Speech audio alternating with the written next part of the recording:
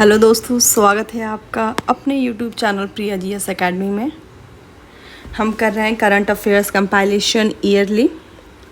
Uttarakhand PCS, Uttar Pradesh PCS, BPSC या कोई और पीसीएस या वनडे एग्ज़ाम, सभी के लिए समान रूप से महत्वपूर्ण रहने वाला है।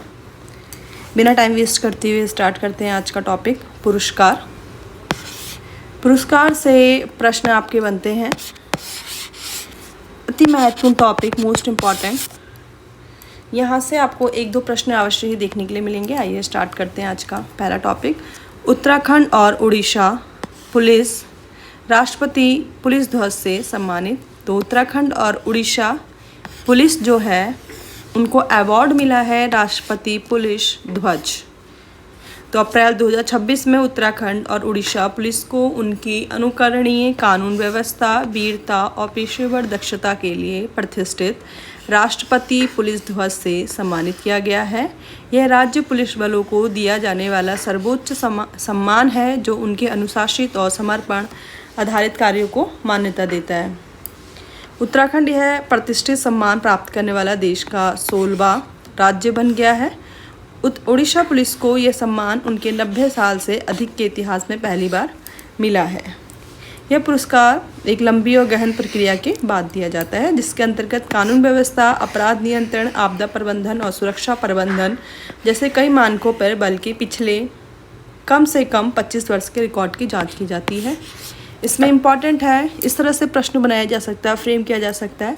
राष्ट्रपति पुलिस ध्वज से सम्मानित होने वाले राज्य हैं, पेड़ दे देगा उत्तराखंड और उड़ीसा या उत्तराखंड तमिलनाडु। इस तरह से हमें सही आंसर तक पहुंचना है।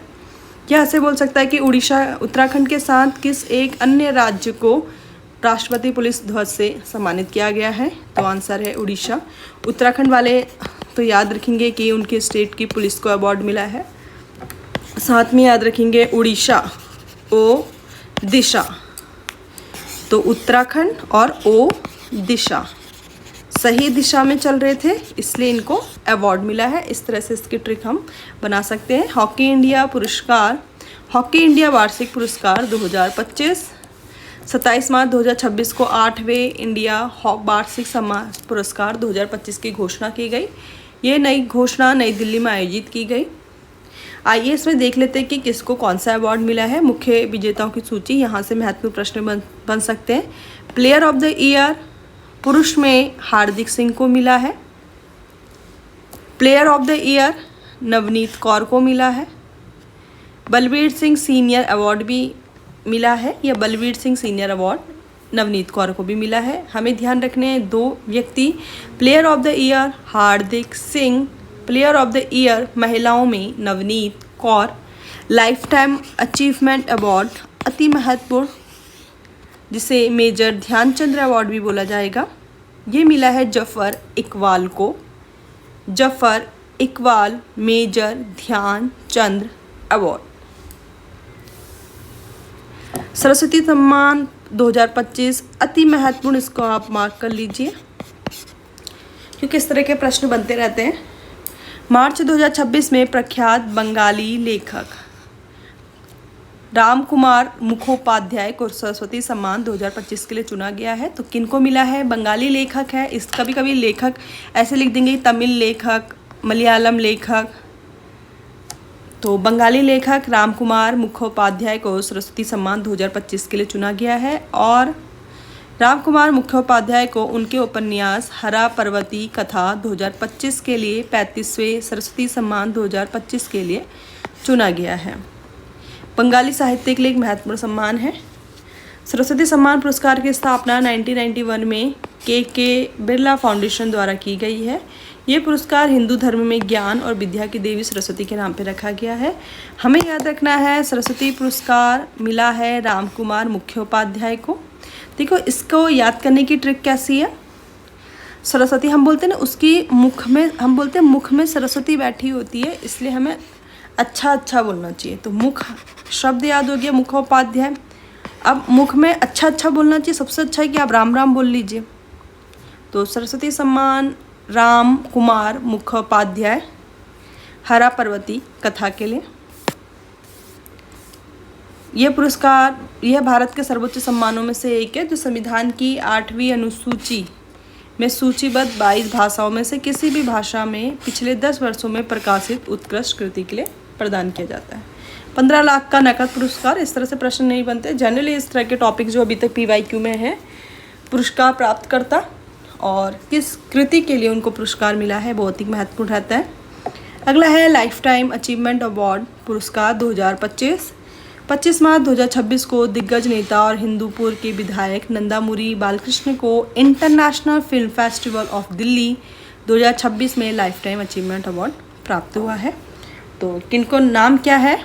नंदामुरी बालकृष्ण। इस टॉपिक में इतना ही महत्वपूर्ण है। फिर आगे लिखा है, ये पुरस्कार बालकृष्ण के साथ साथ दिग्गज अभिनेत्री शर्मिला टैगोर, दिवंगत महान अभिनेता Dharmendra life time achievement award से नवाजा गया है। ये 3 व्यक्ति हो गए, नंदामुरी बालकृष्णन, अभिनेत्री शर्मिला टैगोर और दिवंगत महान अभिनेता धर्मेंद्र को भी मरणोपरांत लाइफ टाइम अचीवमेंट अवार्ड मिला है international film festival of Delhi. महिला सशक्तिकरण पुरस्कार मार्च 2026 में भारतीय अभिनेत्री ऋतुपर्णा सेनगुप्ता को, क्या नाम है? ऋतुपर्णा सेनगुप्ता को ब्रिटेन के हाउस ऑफ कॉमन्स में महिला सशक्तिकरण पुरस्कार से सम्मानित किया गया है। अति महत्वपूर्ण प्रश्न। क्यों? क्योंकि किसी और देश की संसद द्वारा, पार्लियामेंट द्वारा अवार्ड मिलना अपने आप में एक बहुत बड़ा अचीवमेंट है और ये अचीवमेंट जो है ऋतुपर्णा सेनगुप्ता का उसमें नाम आता है। ये पुरस्कार ब्रिटिश संसद के सदस्य सीमा मल्होत्रा और वीरेंद्र शर्मा द्वारा दिया गया। ये महत्वपूर्ण नहीं है। ये पुरस्कार कला और संस्कृति के क्षेत्र में उनके उत्कृष्ट योगदान के लिए दिया गया है।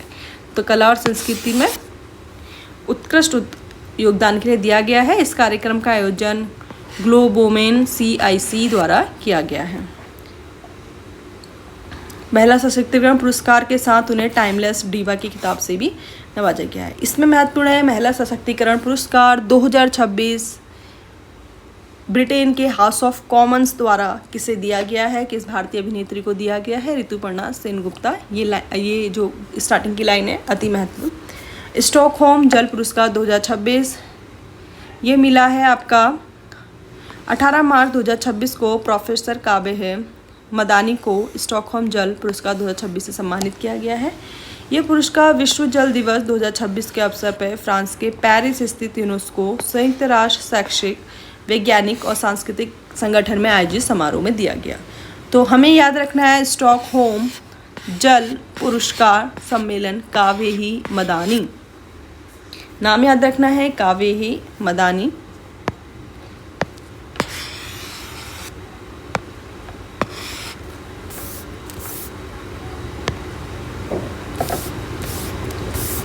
आइए अगला टॉपिक देखते हैं।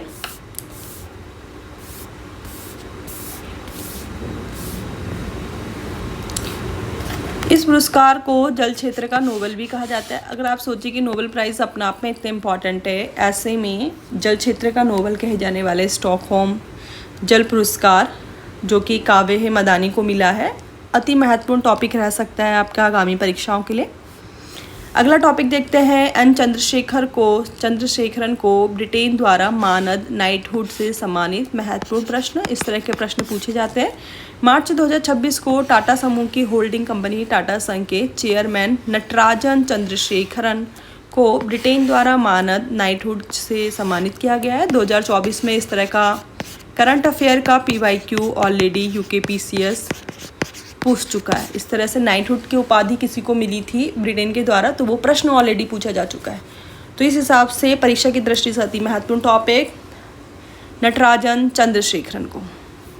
नाइटहुड के सम्मानित से ब्रिटेन के नागरिक सर या DM उपाधि का उपयोग करते हैं, जबकि गैर ब्रिटेन के प्राप्तकर्ता अपने नाम के अंत में KB ही सिविल डिवीज़न जोड़ते हैं। ये महत्वपूर्ण नहीं है, इंपॉर्टेंट है किसको मिला है, यहाँ से ही आपका काम चल जाएगा।